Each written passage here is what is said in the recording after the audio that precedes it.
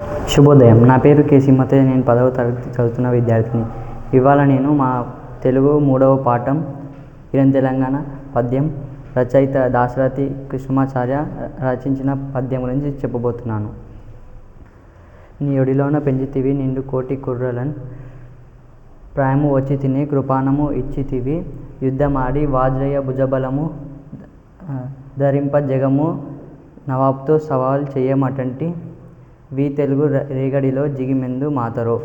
ఈ పద్యం యొక్క భావం: అమ్మ, కోటి మంది తెలుగు యువకులను నీ ఒడిలోన పెంచావు.